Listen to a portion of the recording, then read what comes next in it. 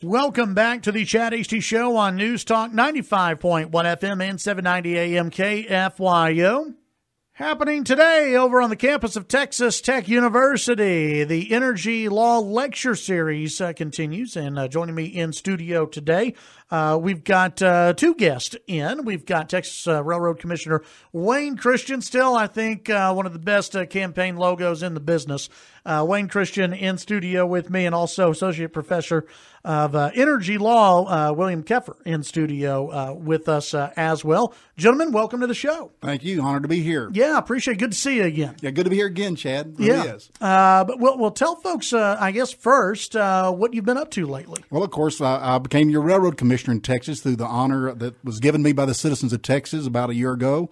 And after my first year, it's been quite exciting, and what a great time to come into being railroad commissioner. I was literally driving, listening to the radio, which I'm a good radio listener, okay? And the day after my election, my wife and I were going to Texas Oil and Gas Association was having a little meeting. On the radio came the announcement that the U.S. Energy Department announced it's the largest discovery of oil in the history of the United States in Midland, Texas. You know, the next newscast was the EPA withdraws a 5-year lawsuit from the state of Texas. And I'm thinking, if Donald Trump can take credit for 1,000 jobs at Carrier Air Conditioner, hey, I took credit for that one to Texas. I walk in, hey guys, it's my second day after being elected, and guess what I got? You know? Yeah, no, that's and it's pretty a marvelous good. time though to be in Texas and see that happening, and it's expanded ever since. How is the energy sector in Texas right now? It is a tremendous opportunity. We've got 3 liquefied natural gas facilities being built now. Lake Charles has one already in existence. Corpus is building the next, and we have 2 others. One will go in Baytown, Texas, and another location. These are where liquefied natural gas is that export item that we'll have to go to Europe and Russia, and believe me, they would much rather buy from Texas than they had Russia or the Saudis, who have not been exactly their best of friends. We have a tremendous opportunity. The port of Corpus is expanding. They're heading the mega tankers now. There's a plastics plant going in down there with the Exxon and the Saudis. They also have 2 refineries that are now being constructed, one in Midland and one in Corpus Christi. And the pipelines, the largest expansion of pipelines in the history of the state. So we are actually at the forefront of the greatest economic boom we've had, and within the next few months, the United States will be energy secure. And that's the first time in decades. And that goes beyond the significance of just independent on our energy, is that we now have national security. We've had men and women and our heroes who have given their lives to defend that right to the Persian Gulf route. And this is a significant occurrence that's happening in history. But the biggest threat to that, Chad, that I'm trying to get the message out, I've gone to every oil and gas company, independents, the biggies. The biggest hindrance to this potential boom is a lack of labor force. We have inundated our millennials through many of our higher institutions, not like Texas Tech, of course, but the others that have told them and educated them all from high school, junior high on, that oil and gas was like tobacco. It was limited and it was harmful to the health of people, which is absolutely false. Well, and is that something you'll be speaking about today over at the campus? Oh, definitely. I have the magazine covers from Time Magazine from eons back. The lies, if Al Gore, the Nobel laureate, were true, 1/3 of the bottom half of the United States would now be underwater. And you've got to understand that their analogy has always been from using their models from the past, which never take into accord human technology. So their models from the environmental extremists, from the Sierra Club, from what's called the Greenies, these guys are 100% wrong in every model they've ever said, and Al Gore consistently is wrong in everything his first movie did and tried to redate it now. But they've just been wrong. And the energy oil and gas industry is cleaner. Every industrialized country is cleaner than every non-industrialized country. So you start talking about pollution, you better start thinking about the 1 billion people on Earth that don't even have electricity that are dying right now. And the way to get that there is through oil, gas, coal, and natural green energy, which are dead plants and animals thousands of feet below the surface of the earth. Totally nature. Yeah. Visiting with Texas Railroad Commissioner Wayne Christian. So when you've gone around and you've spoken to students, how many eyes pop open and realize that this is that energy in America is a good thing. It's almost 100% audiences you hit, whether it be young people, whether it be energy company owners. My challenge is that what we have done is abdicated our place for the truth. The integrity, we've not had integrity in our business. And be very careful, I'm not insulting somebody, but integrity is two parts. Number one is called morality, doing what's right, but the other part is called character, and that is doing what is right, not doing what is wrong. And we've not taken the politically incorrect path to say the truth. And our oil companies, our gas companies, to a large extent, have told their shareholders nothing about the lies that they're getting, telling them that we are now under control from the bankers on Wall Street rather than our energy company professionals because they're looking for the next dividend, and oil and gas is terrible. And instead of fighting this false narrative of Al Gore, we put on the front of our annual reports windmills and solar panels and say, hey, we're green too. In other words, we are agreeing with a lie that oil and gas is detrimental to the future of mankind. Yeah. What is it dealing with? What is it like dealing with an administration that is really friendly, towards the oil and gas industry here in Texas? It's wonderful compared to what we've had in the past. Understand, Barack Obama did everything he possibly could to stop oil and gas production in these United States. And yet during the last 8 years of Barack Obama's administration, the national economic growth was 1%, which is anemic. Had it not been for the state of Texas, it would have been a negative number. The state of Texas bailed Barack Obama's financial system out. Secondly, 1/3 of the jobs in this state are oil, gas, or coal, directly or indirectly related. And so the economy of Texas is largely resilient on oil, gas, and coal. The legislature itself was not aware of the dependence on oil and gas and coal that they have. I went in my first day. I'm an old banker. I've been in banking for 45 years, banking and financial services. And so I asked Way, who is the economics lead there at the Railroad Commission, say, what is the return that they get from the state of Texas for the legislature funding the Railroad Commission? I know for public schools and for law enforcement and for transportation, it's a cost, but it's constitutional cost, good cost. But there's got to be a return to the Railroad Commission. He did the numbers, and for every dollar the legislature funds the Railroad Commission, there's a return to the state, $51.20. Pretty darn good return on the dollar. Yeah. I want to bring in Professor Keffer here onto the show. This is an event that you put together. And it's been ongoing about energy law. Yeah, it's an energy law program that I'm in charge of that I started when I first joined the faculty at the law school in 2014. And the program itself brings in 3 marquee level speakers each semester, ranging from elected officials like Commissioner Christian to people who are CEOs and high management in oil and gas companies, as well as academics, seismologists, people who are involved in topical stories of the day with respect to the energy sector. And primarily I focused on oil and gas. Like I was telling you before we went on the air, it's amazing that despite all the education that students have, by the time they get to law school, they usually don't know anything about oil and gas. And is it that they hear one side of it primarily until they get to law school? Well, it's probably falls into 2 camps. One is either they don't know anything, or if they know something that they think they know about oil and gas, it's generally from folks who are trying to push a certain agenda, and it's usually anti. Yeah.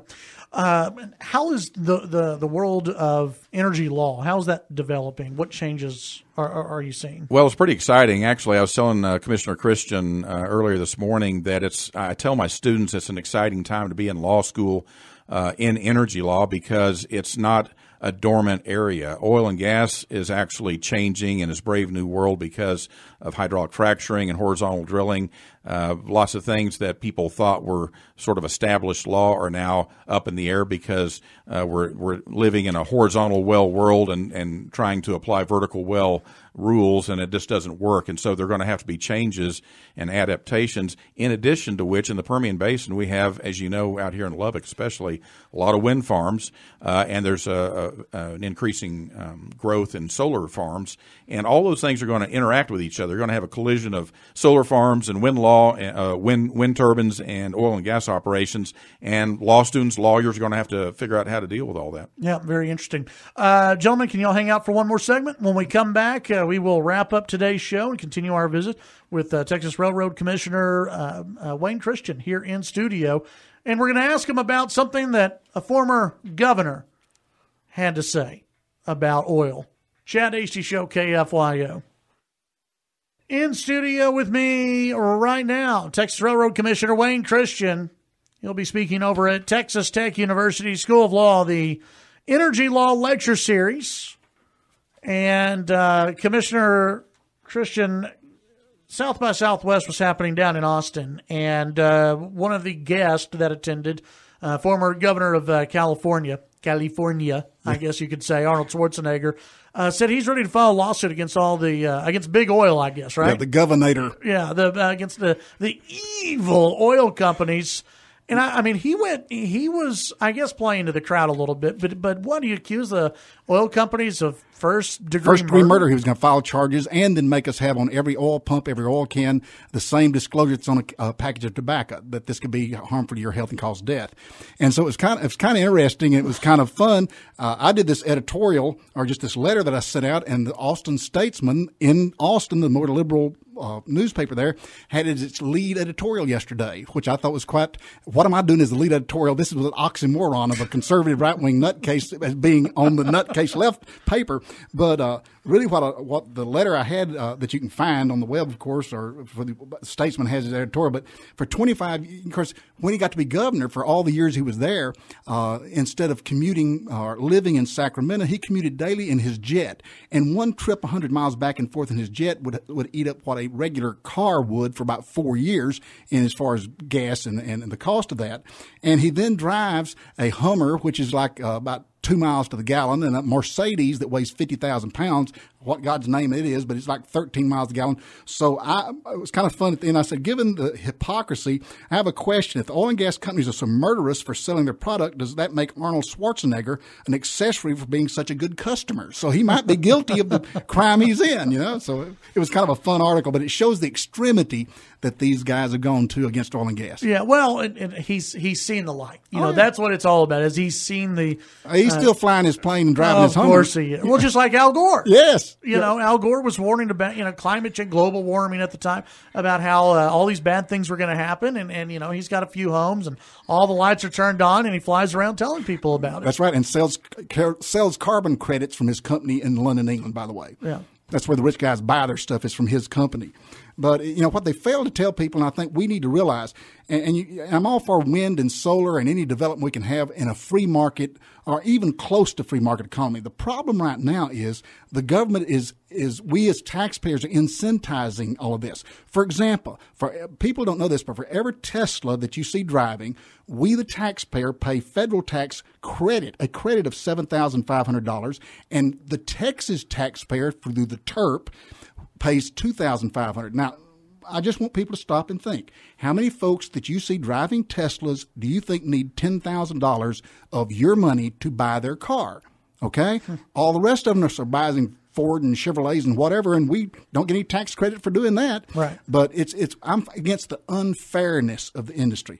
And you take of what's happening as far as production, the lies we've allowed these kids to be inundated with, and our general public and our politicians are all sitting back thinking, well, we've got to be good. We're going to run out of oil and gas. If you remember Jimmy Carter, which the old guys have to, you can't, Chad, but I can, sitting on television telling us that we had to turn our thermostats up, we'd run out of oil in 8 years. Yeah. Okay?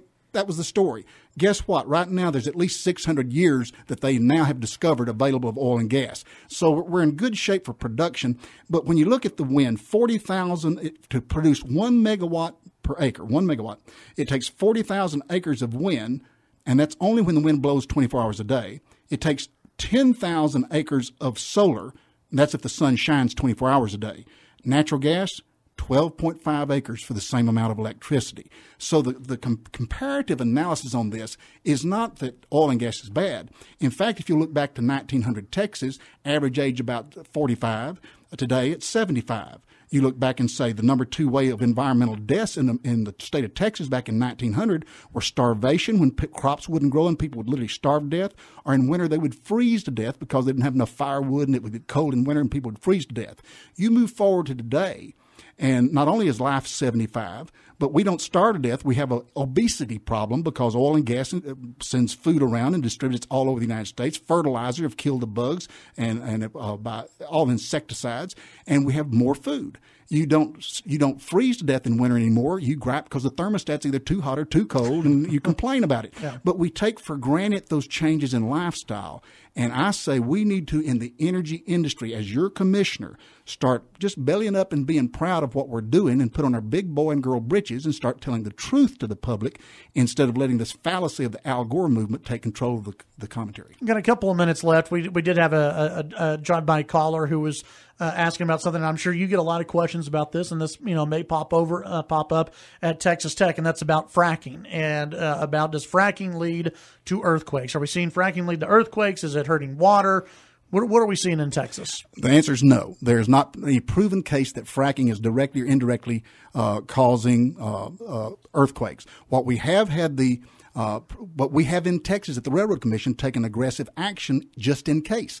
We now have 2 seismologists on staff. We also have seismicity meters we put around the state of Texas, and anywhere there's a report, we send those seismicity meters, and we've done a lot of research. We no longer allow drilling within so many miles of a fault, and make sure that you don't drill in line with the fault. You have to be horizontal away from either side of the fault so many miles before you drill. So we have made that policy. We also have a report that we did about a month and a half ago that people may want to go to the Railroad Commission and look at, says studying injection wells. Injection wells, we have proven that there is an 81 I forget how many thousand wells we tested, and the EPA commended the Railroad Commission for this study. There is not one instance of ground drinking water being exposed, nor any earthquake being exposed by injection wells. So that's just the facts of science. Very good. Texas Railroad Commissioner Wayne Christian, appreciate your time today. Have a good speech over at Texas Tech University and the Energy Law Lecture Series, and I want to thank also William Keffer for stopping by as well. Thank you very much. We need to get you back on the show, talk a little more energy law at some point in the future.